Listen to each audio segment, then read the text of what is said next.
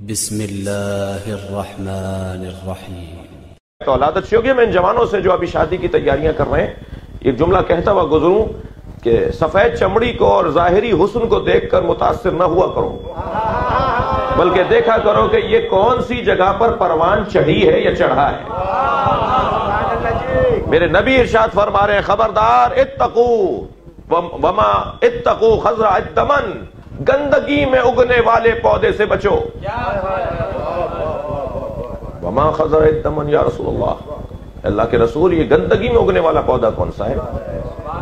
فرمایا المرأۃ الحسنہ، وہ خوبصورت لڑکی فی منبت سوء، جو برے ماحول میں پروان چڑھی ہو، وہ تمہاری نسلوں کو بگاڑ دے گی۔ ظاہری چیزوں کی طرف نہ جانا، تمہیں اللہ نے انسان بنایا ہے، حیوان نہیں بنایا۔ یہ صرف حیوان کا کام ہے کہ جو اپنی تسکین کی خاطر کچھ بھی کر بیٹھتا ہے۔ انسان کے اوپر اللہ نے عقل کو غالب رکھا ہے، احساسات کو غالب نہیں رکھا۔ بس اگر میرے احساسات میری عقل پر غالب آ جائیں تو میں جانور ہو جاتا ہوں، اور اگر میری عقل میرے احساسات پر غالب آ جائے تو میں فخر ملائکہ ہو جاتا ہوں۔ پھر یہ مقام آتا ہے،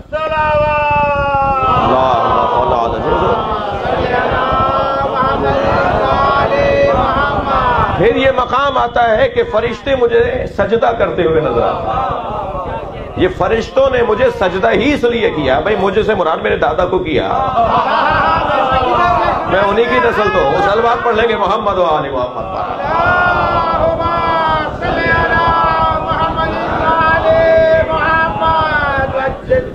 توجہ ہے یہاں والدین کا میرے مولا فرما رہے ہیں ان الداعی ابن الداعی قد رکضا بین اسرتین، مجھے اس بد کردار عورت کی اولاد نے دو راہیں پہ کھڑا کر دیا۔ مولا حسین فرما رہے ہیں مجھے اس نے دو راہیں پہ کھڑا کر دیا، بین الذلۃ و ذلہ، میں ذلت کی زندگی گزاروں یا عزت کی موت اپناؤں۔ میں اس دو راہیں پہ کھڑا ہوں، مولا حسین فرما رہے ہیں جی، میں صلہ کی طرف جاؤں یا ذلہ کی طرف جاؤں، یعنی عزت کی موت پاؤں یا ذلت کی زندگی۔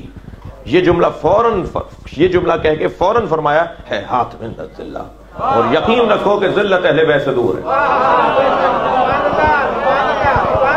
ہم عزت کی موت تو پا سکتے ہیں، ذلت کی زندگی نہیں ہو سکتی۔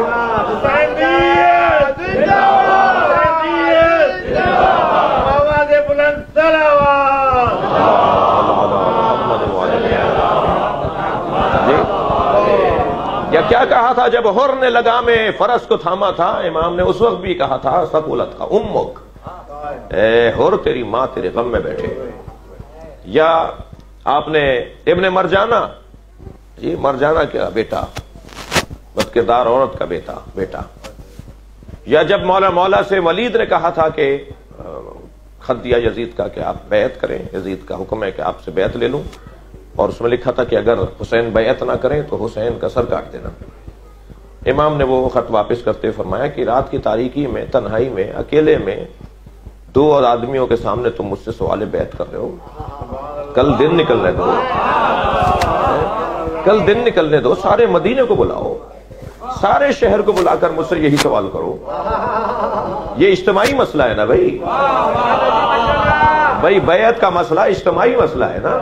میں تائید کروں گا تو حکومت مضبوط ہو جائے گی، میں تائید نہیں کروں گا تو حکومت گر جائے گی۔ سب نے بیعت کر لی، میں کروں نہ کروں تمہاری صحت پہ کیوں اثر پڑ رہا ہے؟ کم سے کم حسین ابن علی نے یہ جواب دے کر بتایا کہ کوئی ہوتا ہے جو جان کائنات ہوتا ہے، جو روح سماج ہوتا ہے،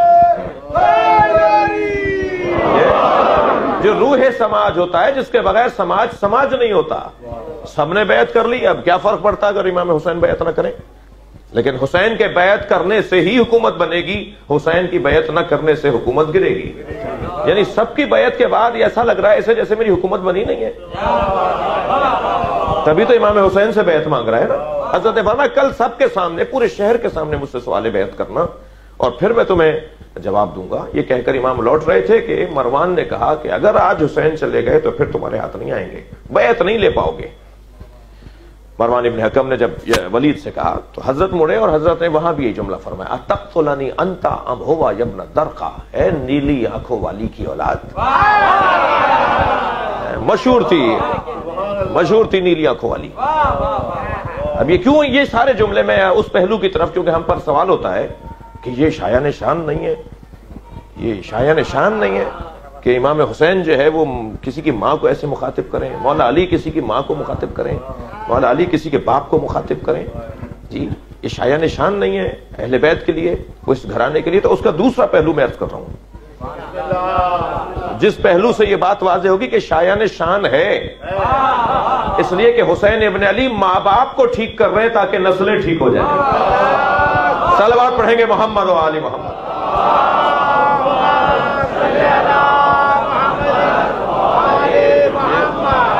وہاں بھی حضرت نے یہی فرمایا تھا اتقتلنی انت، تم مجھے مارو گے، یا ام ہوا، یا یہ مارے گا نیلی آنکھوں والی کی اولاد.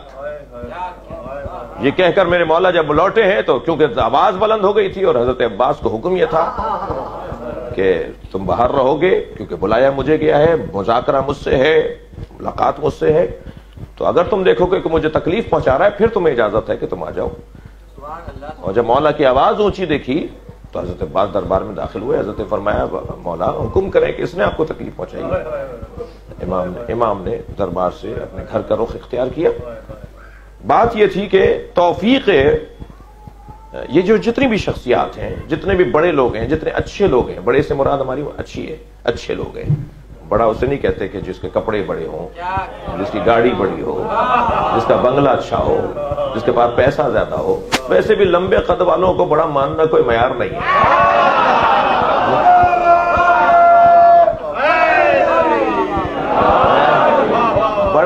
بڑا تو کردار سے ہوتا ہے، بڑا تو رویوں سے ہوتا ہے، بڑا تو حلم اور بردباری سے ہوتا ہے، بڑا وہ اپنے علم سے ہوتا ہے. بڑا اور چھوٹا انچی ٹیپوں سے نہیں ناپا جاتا، فٹوں سے نہیں ناپا جاتا، بلکہ حلم اور بردباری سے ناپا جاتا. میرے مولا فرما رہے ہیں یخبرکم حلمہم عن علمہم، اہل بیت کا حلم ان کے علم کا پتہ بتائے گا. کون کتنا بڑا عالم ہے یہ لباس سے طے نہیں پائے گا. میں یہ لباس پہن کر آپ کی خدمت میں آیا ہوں، یہ دونوں تو میرے عزیز ہیں، بڑے ہیں، مجھ سے محترم ہیں، مجھ سے زیادہ متقی اور عالم ہیں جی، لیکن اس حلیے سے کوئی عالم نہیں ہوتا. یہ تو ویسے بھی نوکروں کا لباس ہے. حضرت آیت اللہ بہجت سے کسی طالب علم فاضل عالم دین ان سے ملنے کے لیے گئے، انہوں نے کہا تم امامہ کیوں نہیں پہنتے؟ ان کے شاگرد تھے درس خارج کے طالب علم، انہوں نے پوچھا تم امامہ کیوں نہیں پہنتے؟ تو انہوں نے کہا حضور میں قابل نہیں ہوں، اہل نہیں ہوں اس لباس کا.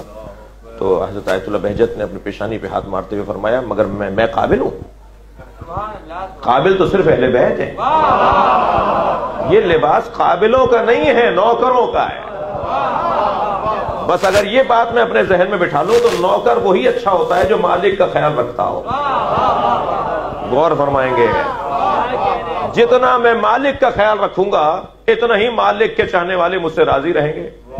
میں آپ کو راضی کر کے مالک کو ناراض کر دوں تو آپ بھی ناراض ہو جائیں گے، وہ بھی ناراض رہے گا. اور اگر میں مالک کو راضی کروں تو اسی کا کام ہے کہ آپ کو مجھ سے راضی رکھے. غور فرما رہے ہیں.